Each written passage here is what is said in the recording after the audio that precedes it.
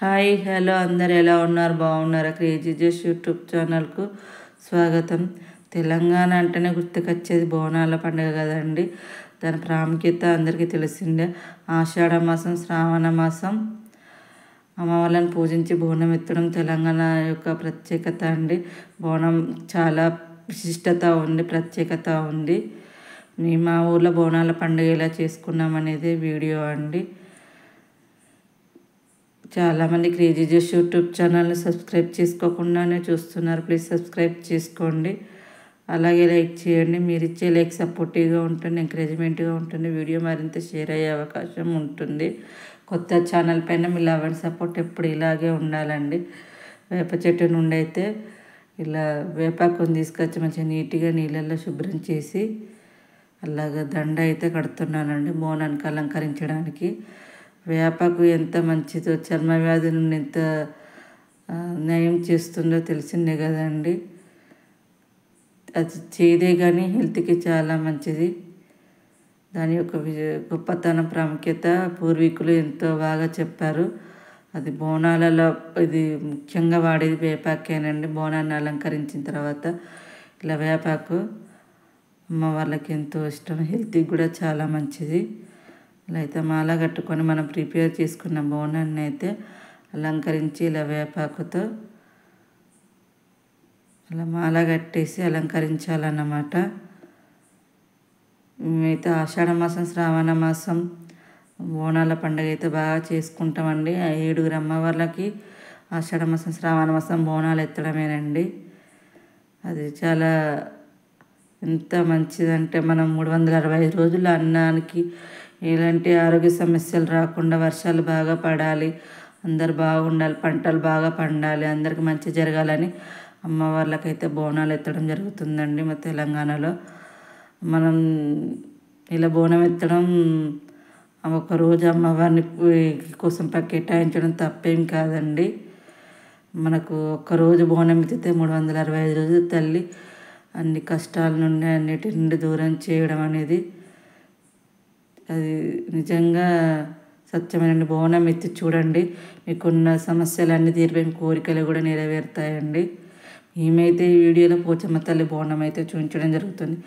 ఆషాఢ మాసం నుండే ప్రతి ఒక్క వారికి అమ్మవారికి బోనం ఎత్తడం చేయడం అయితే జరుగుతుందండి. మా తెలంగాణలో అయితే ఎండాకాలంలో ఆషాఢం, శ్రావణం మాసం, ఆషాఢ మాసం, మే నెలలో కూడా బోనాలు చేయడం జరుగుతుందండి ఒక్కొక్క దేవతకి. అలాగా మేము ప్రిపేర్ చేసుకున్న బోనాన్ని అయితే పోచమ్మ తల్లికి అయితే ఎత్తడం జరిగిందండి. ఆషాఢ మాసంలో దుర్గమ్మకి ఇంకా చాలా 7 అక్క చెల్లెలు ఉంటారు కదా, వాళ్ళందరికీ ఎత్తడం జరిగింది. ఇది పోచమ్మ తల్లి అన్నమాట. ఇది మా పూర్వీకుల కాలం నుండి వచ్చిందండి.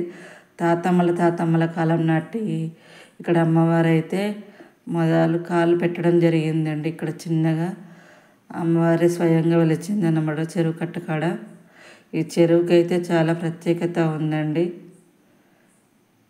ఈ చెరువులో చేపలను పెంచి వాటి నుండి వచ్చిన ఆదాయంతో అమ్మవారికి బోనాల ఫెస్టివల్ చేయడంలో చాలా ఉపయోగపడుతుందండి.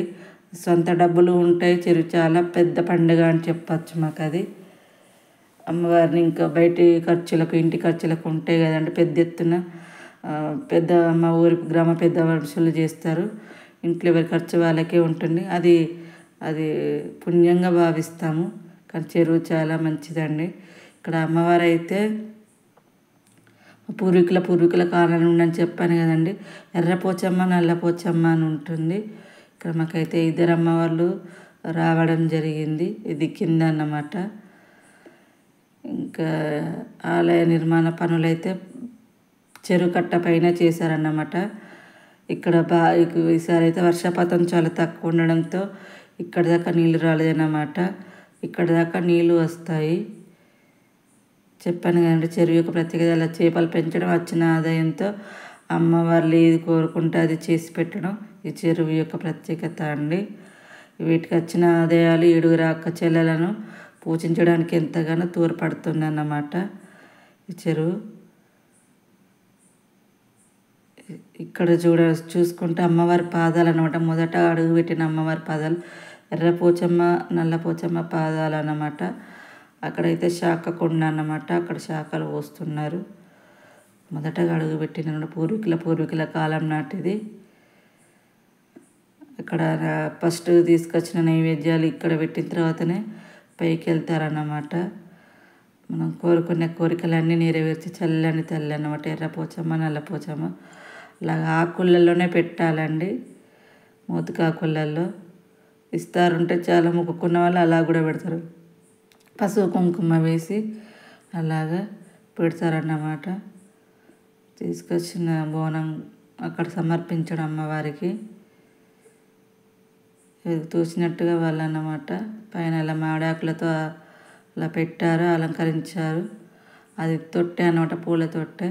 పిల్లలు లేని వారికి మొక్కుకోగానే పిల్లలు ఏదైనా ఇస్తే తొట్టె కడతాం తల్లి, తొట్టు ఊపుతాము తల్లి అని అంటారు కదండి. అది పూల తొట్టె అన్నమాట. అలాగా చేసి కట్టారు వాళ్ళ కోరిక నెరవేరడంతో. పెళ్ళి అయితే బాసింగాలు, పక్కన బాసింగాలు అన్నమాట. ఇది పోతురాజు. ఇది పైన అమ్మవారి ఆలయం నిర్మించారు ఉన్నంతలో. ఇక్కడ పోతురాజుకు అక్కడ నైవేద్యాలు వేపాకు ఆడబెట్టి పసుపు కుంకుమ మనం మొక్కుకునే అన్నీ అక్కడ పెట్టుకోవచ్చండి. ఎదురుగా పోచమ్మ తల్లి అన్నమాట, చెరువు కట్ట పైన. ఇంకా పూర్తి అవ్వలేదండి, ఇంకా చాలా చేయాలనుకుంటే చాలా పనులు ఉన్నాయి.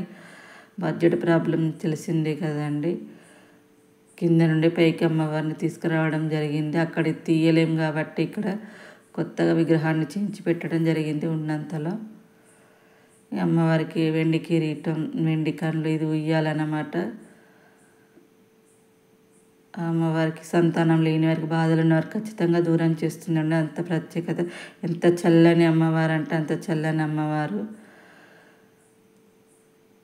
పసుపు కుంకుమలు వేసి అక్కడ పెట్టి వచ్చిన తర్వాత ఇక్కడ అన్నమాట. ఫస్ట్ మొదటి పూర్వీకుల కాలం నాడు అక్కడ, తర్వాత ఇక్కడికి అన్నమాట.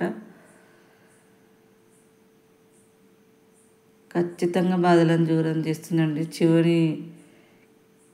శివుని బిడ్డ కదండి. శివునికి ఎంత స్థానం ఉందో పోచమ్మ తల్లి కూడా అంత స్థానం ఉంది.